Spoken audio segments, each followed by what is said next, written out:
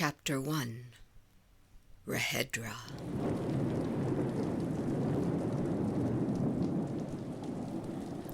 Rain was pouring down from the thundering black clouds that filled the sky. The wind tossed raindrops the size of quarters, leaving nothing dry in their rapid descent. Glancing out of my front view apartment window, the slow but continuous movement of traffic jammed the street below. My backyard was 3 or so acres of small, tree-hidden cottages, surrounded by beautiful flower gardens, plants, and a variety of cacti. When the sun was shining bright and warm, I always enjoyed the walk back through the pleasant, beautifully scented scenery to my car, which I always parked on the street behind. However, considering the rain, traffic, and unusual weather for Southern California, I decided to take a bus. Safety and comfort first, I would always tell myself. The safety of not driving in a rainstorm and the comfort of a well-heated bus made driving my little car with no lights, no heat, and broken windshield wipers seem like an appropriate idea. I did not own an umbrella. After all, this was Southern California. Not wanting newspaper ink to run all over me, I used the next best thing, a box I used to carry groceries home. Speaking of home, my apartment was a single in an old wooden triplex. Though it was small and a little noisy from the busy Sunset Boulevard below, the bookshelf-filled walls and the variety of plants in my indoor garden made it very pleasing, at least to me. As usual, the doorknob came off when I shut the door, and, as usual, I stuck it inside the big plant sitting on the porch, well hidden from any doorknob lover. I buttoned my jacket, held my box umbrella over my head, and stepped out under the crying clouds. The roofs of several antique shops below my apartment at street level were my front yard.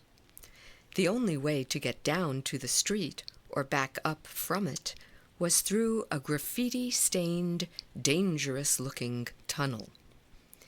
It was much easier getting a visitor up to see me by bringing them through my garden-filled backyard than through my eerie-looking and tunneled front yard.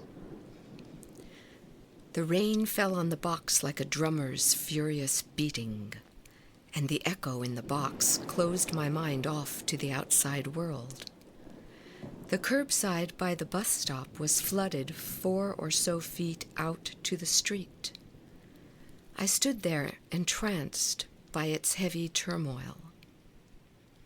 My mind began to ponder my troubles, and the rain was coming down so hard that my box umbrella was now soggy and leaking all over my hair and jacket. "Where's the bus?" I yelled to myself. But the water kept pouring down, and the bus didn't come. Excuse me, please. Is this the right bus stop for Hollywood?" "Yes, it is," I yelled. Funny, I thought, looking toward the other end of the bus stop bench. She wasn't there a second ago. Her panther-black hair seemed like a ruby in glass behind the see-through plastic umbrella that bubbled over her head and covered her shoulders. The coolness of her look somehow made me think that she was not even out under this rain, which by now had turned my cardboard shelter into a dripping mess. "You look like you could use some help. Would you like to join me? There's room enough for both of us under my umbrella." From behind her searching eyes, her cool look came at me like an arrow. Her smile melted me, and the friendliness about her made me say, "Sure." My box went straight into a trash bin. I turned back and raced around the bench to her, trying to dodge the raindrops. Her umbrella went up, I went under, it came down, and then I went right back up. Hello, my name is Rehedra. Hi, I said, squeezing my hands up to my face to rub off the dripping water. My name is Paul. You sure are wet. You sure are dry. Not for long, she smiled mischievously. I looked at her in amazement. Her smile continued, and her penetrating, beautiful eyes were like jewels to my wonderment. Rehedra's full-length plastic raincoat was keeping her very dry, and as for me, my pants and jacket were pounds heavier, soaking in gallons of water. Why am I out here? I thought to myself, trying to act comfortable while so near to this strange but lovely lady. Because it's meant to be, I heard Rehedra say. Huh? I turned, surprised. Because it's meant to be, she repeated. Oh, yeah, I said, realizing I had been thinking out loud. Speaking of destiny, is Hollywood your destination now? Not really. My destination was actually this bus stop right here. She smiled again. You mean you just came to stand here at this bus stop? Sort of. I looked at her puzzled. She looked back. We were but inches apart. I could feel the warmth of her body. Her scent was so fresh. I could not believe how beautiful she really was.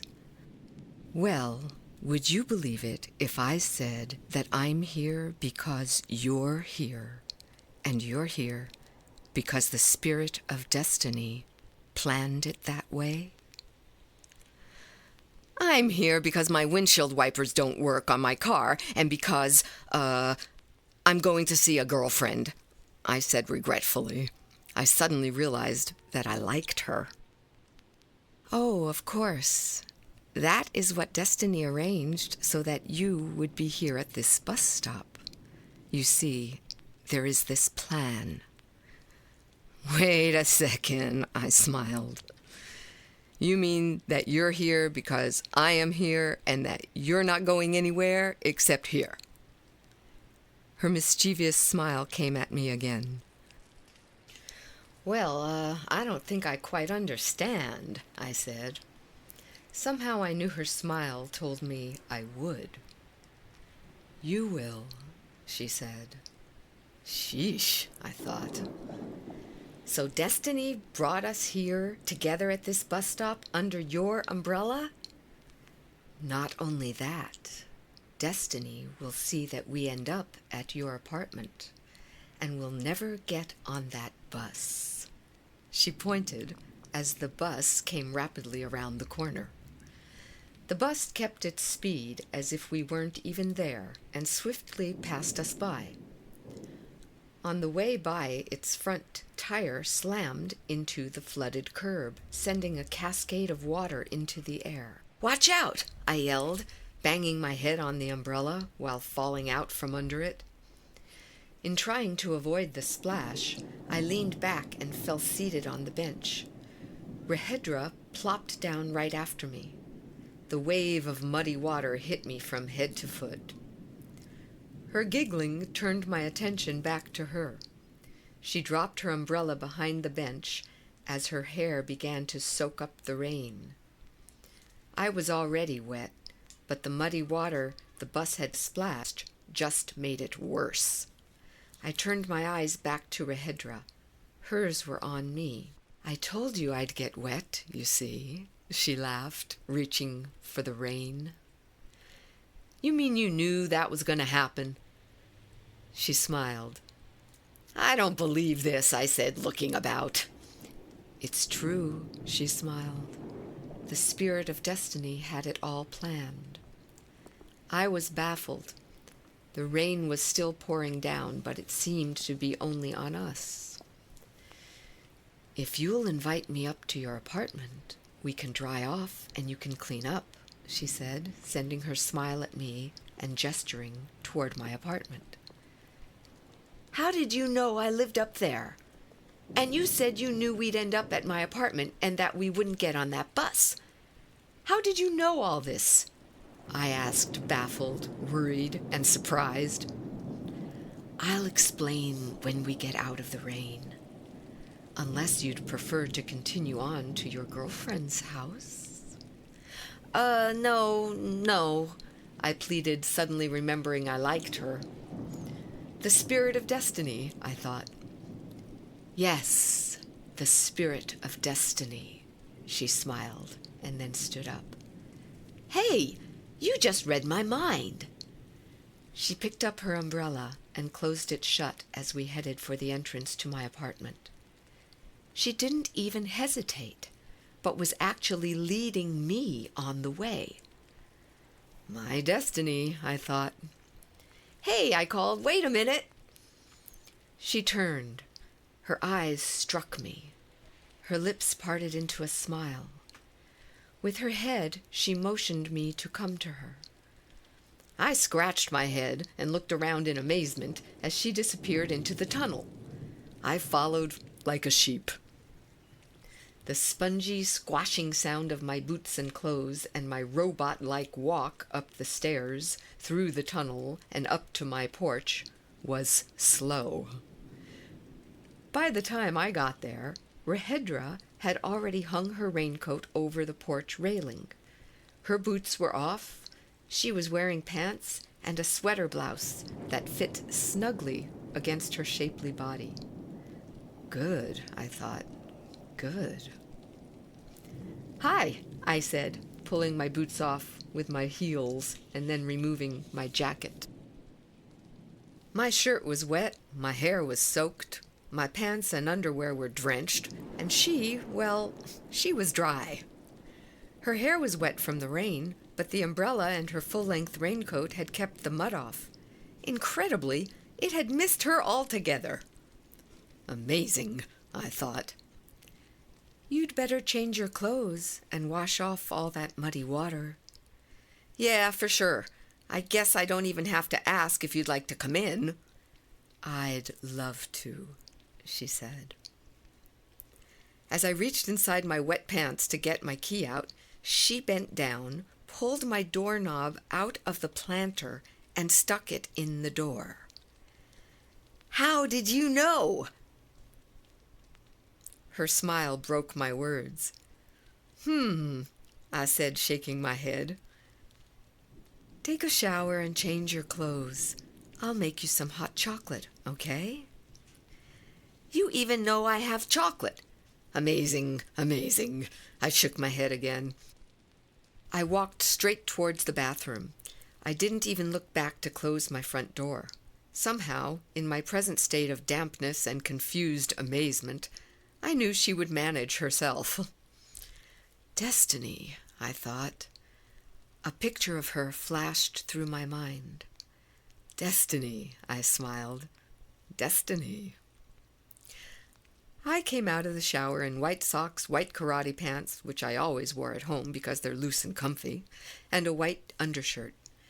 My hair was still wet, but clean, and combed back. Rahedra was sitting at the table. She had drawn the curtains halfway shut. There was a steaming cup of chocolate in her hand. There was also one waiting for me.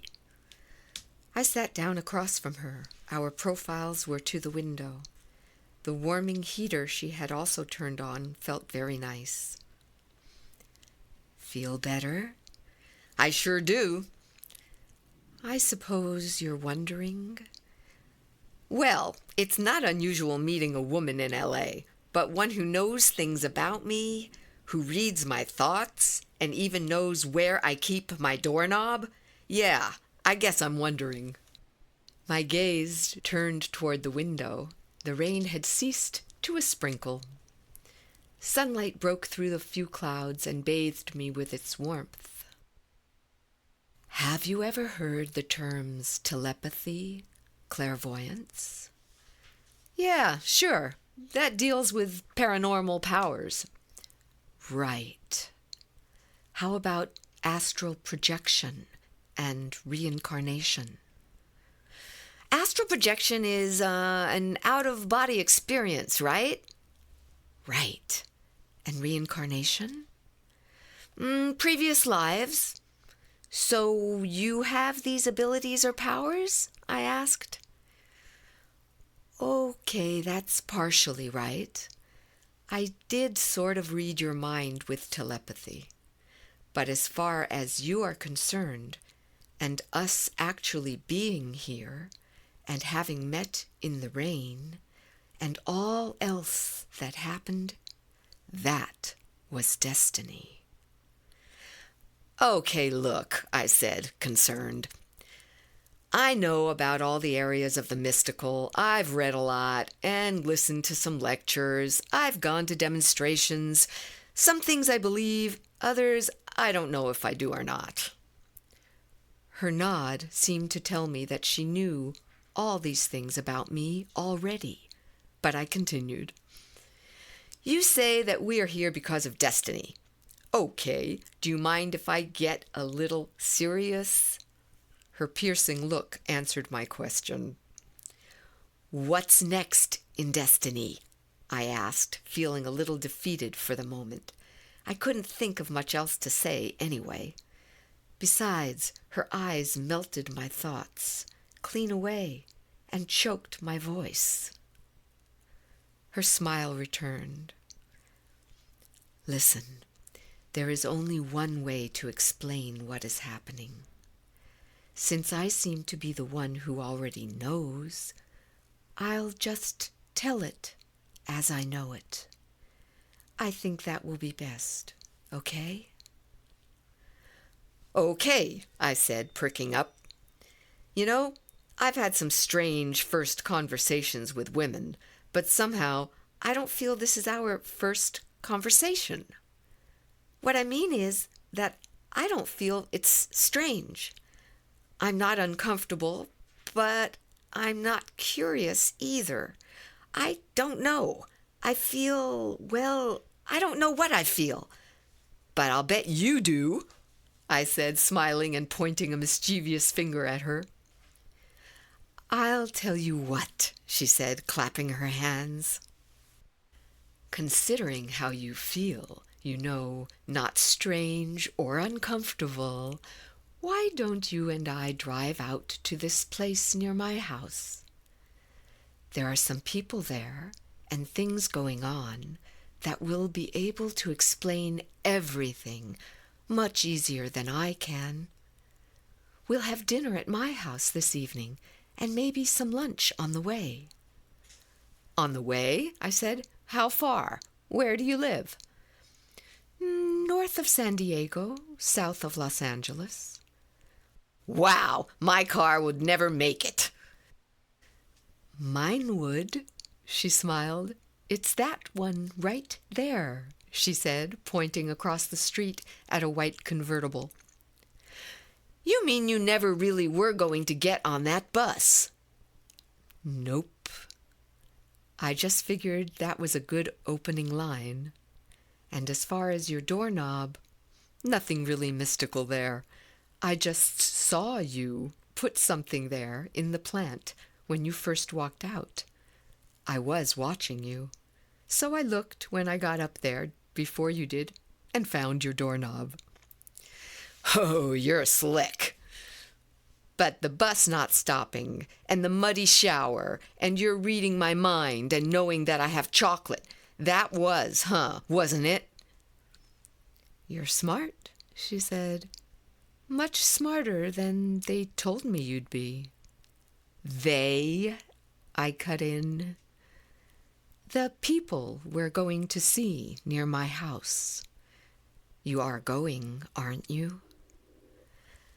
I leaned back in my chair and finished my hot chocolate. Will you be with me the whole time? I'll even bring you back myself, she said, sensing my hesitance. Listen, all this is really not as weird or crazy as it may seem. I'll explain on the way out there, and then you'll be able to see what's going on. It will all make sense by tonight." Her eyes were pleading for me to agree. Her look seemed to say she knew I would go. She was so lovely.